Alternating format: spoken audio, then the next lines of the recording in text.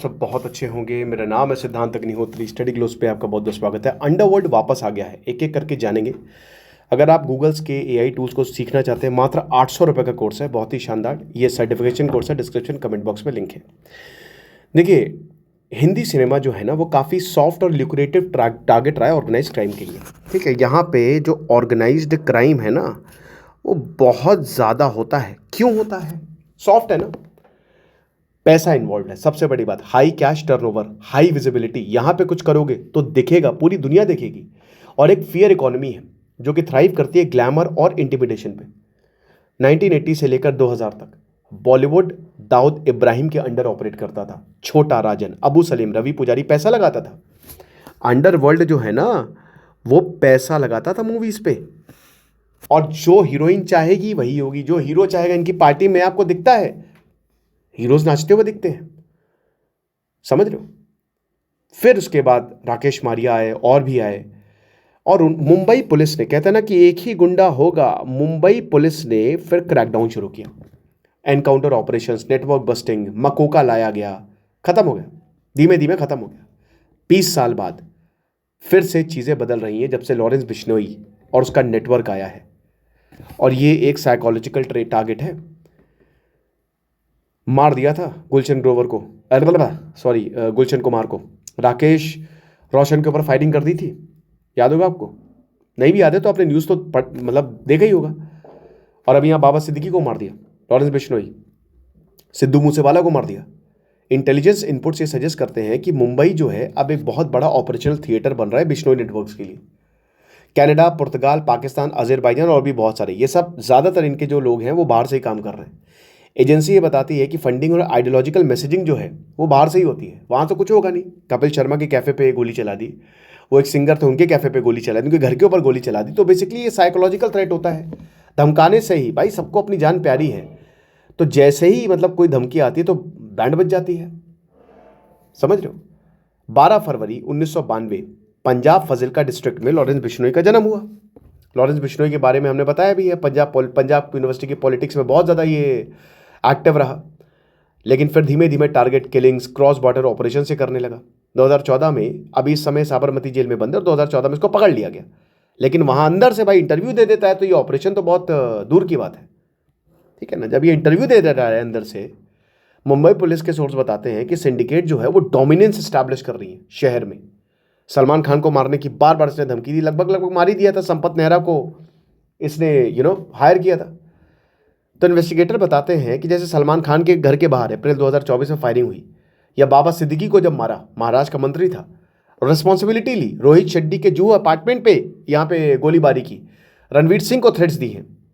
क्या है? Low cost high impact. इसमें कुछ होना थोड़ी ना है, मारेंगे नहीं। देखिए जाहिर सी बात है, अगर इनको मारेंगे तो बचेंगे भी नहीं, क्योंकि पुलिस है अल्टीमेटली। बट हाँ, लो कॉस्ट हाई इंपैक्ट की भाई काम भी हो गया, थोड़ी सी उड़की देके, और बस यही तो करना है, create fear, generate headlines and announce presence. हम आ गए हैं। Shubham Lonkar, Arzoo Bishnoi, Hari boxer, Harman Sandhu, brand driven decentralized model है। ब्रांड इन्होंने बना लिया है और लोग इनकी तरह बनना चाह रहे हैं। अजीबोगरीब बात है, स्पेशली युवा। मुंबई पुलिस और सेंट्रल एजेंसीज कहनी है कि एक बहुत और बड़ा स्ट्राइकिंग शिफ्ट है। कुछ यंग फुट सोल्जर्स आ गए हैं जिनका कोई क्रिमिनल रिकॉर्ड नहीं है, बस इनको देख के गरीब से आते हैं, गरीब बैकग्राउंड से आते हैं, पुअर बैकग्राउंड से आते हैं। इन्वेस्टिगेटर्स कहते हैं कि उनको रिक्रूट किया जाता है, रेडिकलाइज किया जाता है इंस्टाग्राम के थ्रू, ऑनलाइन पेजेस के थ्रू, मैसेजिंग प्लेटफॉर्म्स के थ्रू। सीनियर ऑफिसर ने यह बताया है कि इन एक्सपीरियंस्ड शूटर जो है ना, वो काफ़ी स्ट्रैटेजिक रहते हैं। पहली बात तो भाई देखो, निशाना चूक गया, गोली लग गई, गोली टारगेट को तो लगेगी नहीं, गिरफ्तार कौन होगा? वो लड़का होगा।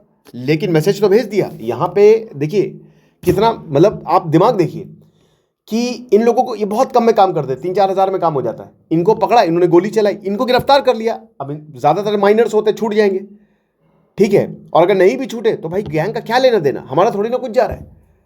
ट्रेस नहीं हो सकते ये, और आसानी से कंट्रोल हो सकते हैं। जब तक इनको समझ में आता है कि कितनी बड़ी गलती कर दी, तब तक का काम हो सकता है। तो नया ये लैंडस्केप ऑफ एक्सटॉर्शन और ये जो वायलेंस है, ये बॉलीवुड में दिख रहा है।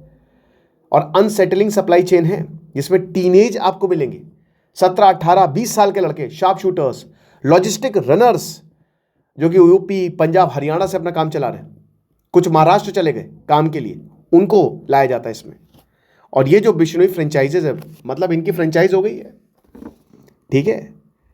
कोर लीडरशिप जो है वो इंसुलेटेड है।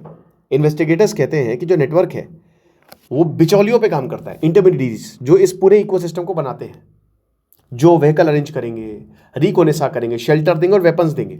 कोर लीडरशिप तो बिल्कुल पल्ला झाड़ देती है, वो पीछे से काम करती है। जैसे पुणे के शुभम लोनकर, वो एक एग्जाम्पल है। किसान का बेटा, अकोला से, आर्मी में जाना चाहता था।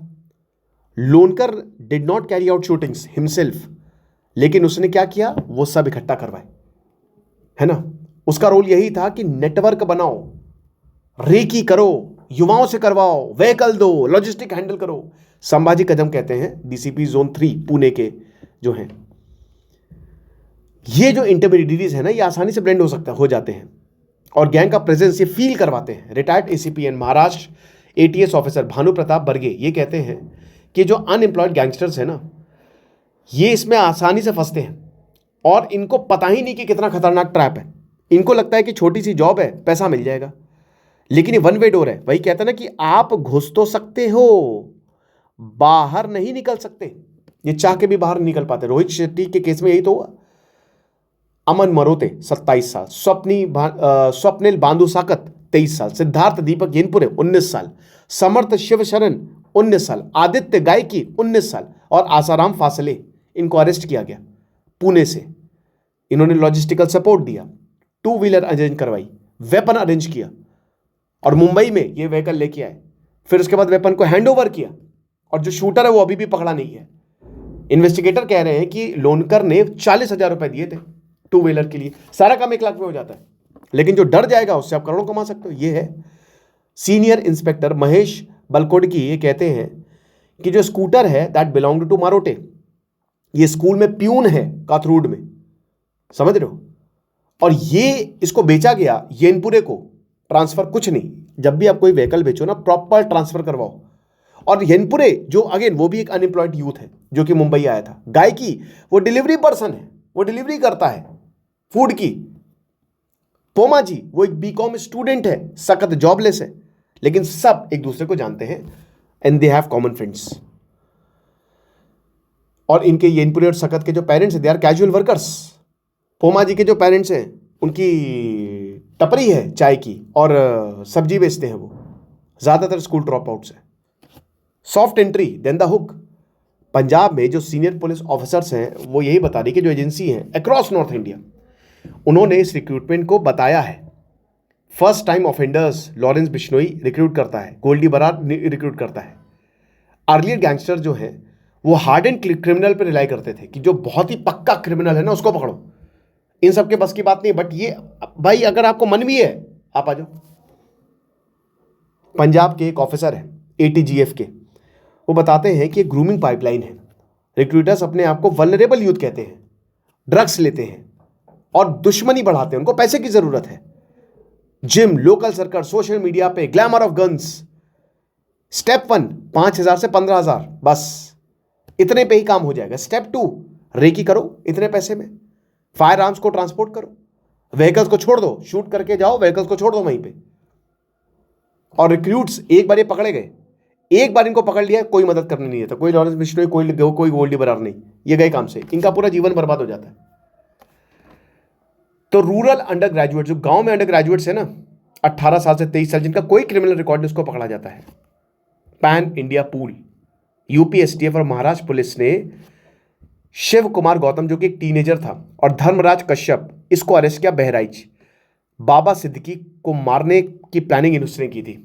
4 और को इन्होंने अरेस्ट किया जिन्होंने लॉजिस्टिकल सपोर्ट दिया था। पुलिस बताते शिव 18 साल का है, ये एक स्कूल ड्रॉप आउट है, कोई क्रिमिनल रिकॉर्ड नहीं है, अगेन छोटे किसान का बेटा है। इन्होंने बताया कि बस मुझे पैसे चाहिए तो मैंने काम कर दिया। मुझे अपनी बहन की शादी करानी थी, अब मेरा भाई था उसकी एजुकेशन कंप्लीट करानी थी, मैंने काम किया। 4 साल पहले वो पुणे गया, स्क्रैप वर्क किया वहां पे, फिर वहां धर्मराज कश्यप से मिला जो कि उसी के गांव का था। उसके बाद उसने इसको इंक्लूड करवाया बिश्नोई नेटवर्क से via Shubham Lonkar. Snapchat, Instagram के थ्रू शिव ने अनमोल बिश्नोई से कांटेक्ट किया, बोला 10 लाख रुपए देंगे, सिद्दीकी को मार दो। 9mm ग्लॉक पिस्टल कैसे यूज करती है, यूट्यूब वीडियो देखो, तुमको पता चल जाएगा। तो शिव ने वो सीखा।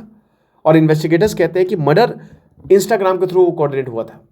धर्मराज 20 साल का है, ये शिव का पड़ोसी है। 78% क्लास 10th में आए थे, मेडिसिन परस्यू करना चाहता था लेकिन ड्रॉप आउट हो गया, पैसे नहीं थे, पुणे चला गया, स्क्रैप डीलिंग में काम करने लगा।